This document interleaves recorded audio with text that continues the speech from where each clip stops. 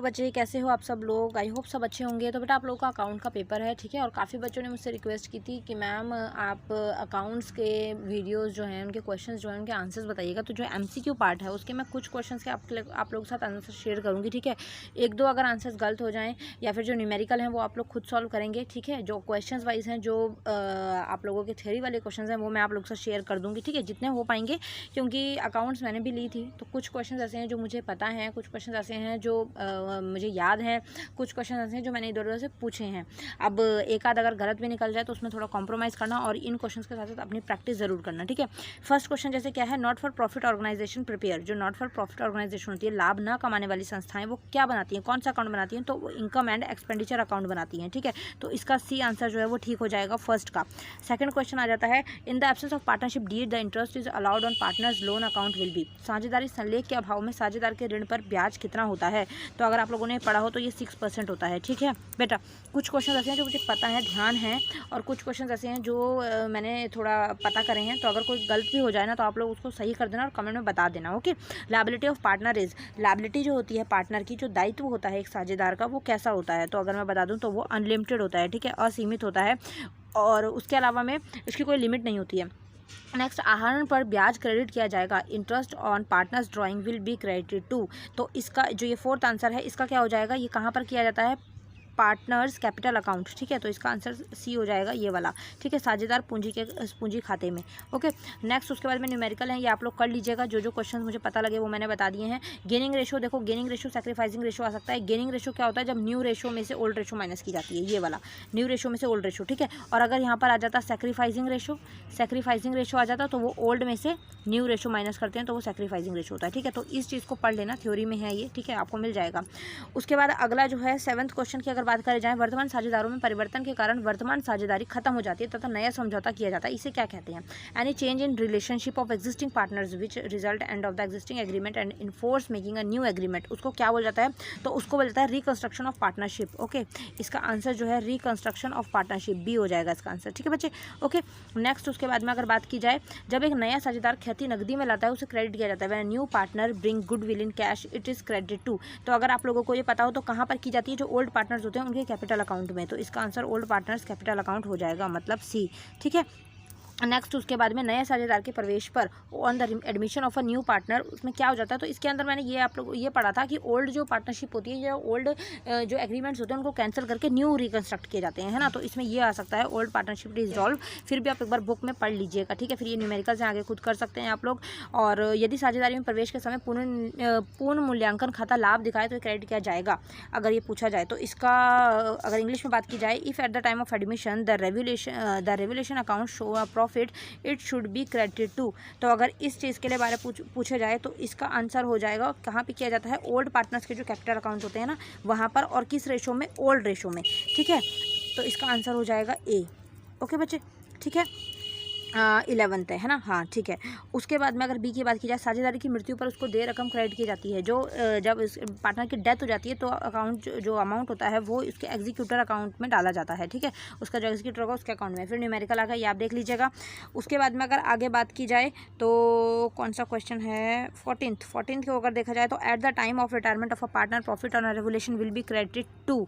कहाँ पर किया जाता है? साझेदार के अवकाश ग्रहण करने पर अगर रिटायरमेंट हो जाती है तो वो कहाँ पर किया जाएगा? अगर पार्टनर जो है वो रिटायर हो जाएगा तो उसको जो है कैपिटल अकाउंट जो ऑल पार्टनर्स का होगा उनके अकाउंट में, और किस रेशो में किया जाता है? ओल्ड प्रॉफिट शेयरिंग रेशो, ठीक है। ओल्ड रेशो में किया जाता है सारे पार्टनर्स के अकाउंट कैपिटल अकाउंट में, ओके बच्चे, अगर रिटायर हो जाता है वो तो। नेक्स्ट उसके बाद में फिर से न्यूमेरिकल आ जाता है, इनको कर लीजिएगा, इजी है ये, कर लीजिएगा इनको, ठीक है। कानून द्वारा बनाया गया कृत्रिम व्यक्ति, an artificial person created by law is called, उसको कंपनी बोला जाता है, ठीक है। कानून द्वारा बनाया गया कृत्रिम व्यक्ति कौन होता है? कंपनी।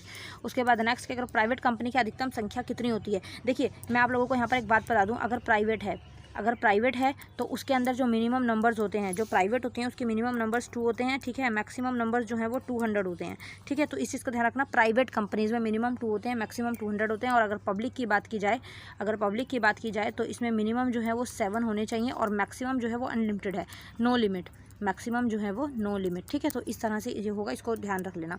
ओके, कंपनी जारी क्या कर सकती है, कंपनी क्या जारी कर सकती है, अगर ये आए क्वेश्चन तो इसके अंदर आ जाएगा इसका C part, equity and preference both share, ठीक है, equity and preference both share. Okay, इनमें से कौन सा अंश पूंजी शीर्षक में नहीं दिखाया गया है।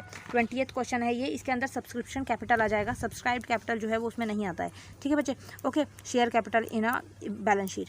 नेक्स्ट, कंपनी अधिनियम के अंतर्गत न्यूनतम अभिदान निर्गमित मूल्य कितना प्रतिशत है। तो अगर इसकी बात की जाए तो ये 90% होता है, ठीक है। उसके बाद में according to the companies act minimum subscription has fixed rate at 90% of the issued amount, ठीक है। उसके बाद अंशों का निर्गमित मूल्य क्या है, 10 प्रति अंश को 30% प्रीमियम। देखो प्रीमियम में अमाउंट बढ़ जाता है तो 10 का 30% निकालेंगे, ठीक है, 10 का 30% निकालेंगे, 0 से 0 कट जाएगा, 3 आ जाएगा, तो 10 में 3 को उस ऐड कर दे तो ये प्रीमियम बन जाएगा 13, ठीक है। तो answer will be B. Okay, next उसके बाद में आगे अगर देखें तो अदत्त याचना की राशि amount of calls in arrear, तो इसका आंसर जो है आप लोगों का, आप देख लीजिएगा इसमें क्या होगा, कहाँ पर किया जाता है, ठीक है। वैसे ये डिडक्ट होता है, डेबिट होता है, तो आप इसका आंसर देख लीजिएगा बच्चे, ठीक है। मैं इसमें श्योर नहीं हूँ इसलिए मैं गलत नहीं बताऊँगी आपको, जिसको मुझे थोड़ा पता है कि 80% वही है, वही क्वेश्चन का आंसर बता रही हूँ आप लोगों को, ठीक है। ऋण पत्रधारी प्राप्त करते हैं, डिबेंचर्स के ऊपर से ज़्यादा क्वेश्चन आ सकें, डिबेंचर होल्डर्स जो है वो क्या रिसीव करते हैं, तो वो एक इंटरेस्ट, जो इंटरेस्ट होता है फिक्स्ड रेट इंटरेस्ट जो है उनको रिसीव होता है, ठीक है। ये क्वेश्चन आ सकते हैं। डिबेंचर डिबेंचर जो है वो क्या रिप्रेजेंट करते हैं, तो long term borrowing of company, ठीक है, long term borrowing of company debenture represent.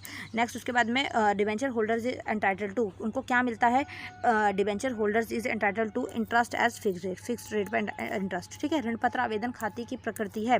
Debenture application amount is the nature of, कैसा नेचर है वो, तो अगर बात की जाए तो ये पर्सनल अकाउंट, ठीक है। नेक्स्ट उसके बाद में ऋण पत्रों की सहायता प्रतिभूमि के रूप में निर्गमन पर कौन सा खाता क्रेडिट होता है, on issue of debentures as a collateral security which account is credited. तो अगर यहाँ पर बात की जाए तो इसका आंसर बन जाएगा डिबेंचर सस्पेंस अकाउंट, ठीक है, डिबेंचर सस्पेंस अकाउंट में क्रेडिट किया जाएगा। सेबी के अनुसार जो है राशि के बराबर की राशि को ऋण पत्र शोधन संचय में हस्तांतरित किया जाता है, तो इसमें कितना % होता है। तो अगर यहाँ पर बात की जाए तो आप लोगों का आंसर जो है यहाँ पर 50% आ जाएगा, सॉरी 25 है ये, 50%, ठीक है। सेबी की गाइडलाइंस के अकॉर्डिंग है ये।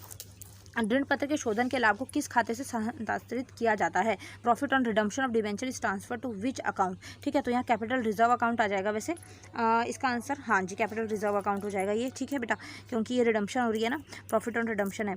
उसके बाद में कंप्यूटराइज अकाउंटिंग है, ये ईजी है, इसको पढ़ के जाना, यहाँ से ज़्यादा क्वेश्चन बनेंगे और ईजी है ये। कंप्यूटराइज लेखांकन प्रणाली के प्रकार क्या है, what are the types of computerize accounting, ठीक है। तो ये सारे टाइप आ जाएंगे इसमें, ठीक है। रेडी टू यूज सॉफ्टवेयर है, टेलर मेड सॉफ्टवेयर है, कस्टमाइज सॉफ्टवेयर है, तो all of the above last question, ठीक है। इसका आंसर कंप्यूटराइज लेखक प्रणाली का लाभ क्या नहीं है, तो इसमें लाभ जो है एडवांटेज क्या नहीं है, हाई स्पीड तो देती है वो, है ना।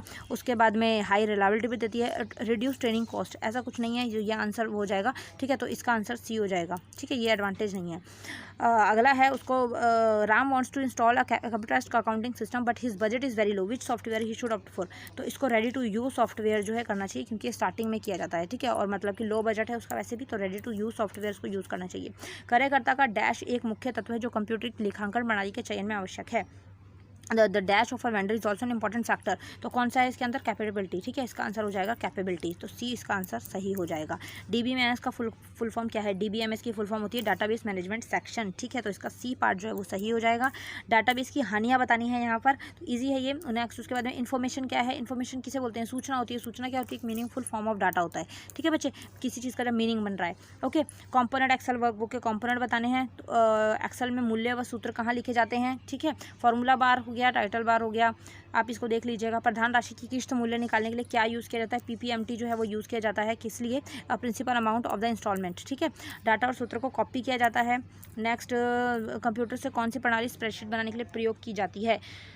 उसके बाद में अगर बात की जाए आगे, ये क्वेश्चन आप देख लीजिए, कंप्यूटराइज्ड अकाउंटिंग से आ रखे हैं। गलत सूत्र का प्रयोग करने पर कौन सा एरर दिखाई देता है, तो वो नेम, ठीक है। नेम जो है वो गलत, अगर आप कुछ वो कर देते हैं, फॉर्मूला यूज़ कर देते हैं, तो वहाँ पर नेम एरर आता है, ठीक है। एक समीकरण जो कि डाटा की गणना करने के लिए लिखी जाती है, any equation use to perform a calculation entered in a cell is called, उसको बोल जाता है फॉर्मूला, ठीक है, उसको क्या बोल जाता है, फॉर्मूला। तो बेटा देखिए, अकाउंट का पेपर जो है आप लोगों को हार्ड नहीं समझना है। अगर आपको प्रैक्टिकल में प्रॉब्लम आती है ना, तो आप थ्योरी की प्रैक्टिस करके जाएंगे, एमसीक्यूज की प्रैक्टिस करके जाएंगे, पास तो आप यहीं से हो जाएंगे, ठीक है। 30 मार्क्स तो आपके यहीं से आराम से आ जाएंगे। थोड़ा बहुत जो आपको मैंने सब्जेक्टिव में बताए थ्योरी वाले क्वेश्चन, उस टाइप के क्वेश्चन पढ़ के जाना, ठीक है। बाकी एक वीडियो में और ले आऊँगी कि इंपॉर्टेंट और क्या कर सकते हैं। ओके, मिलते हैं नेक्स्ट वीडियो में बेटा, बाय बाय। इन क्वेश्चन को अच्छे से प्रैक्टिस कर लेना।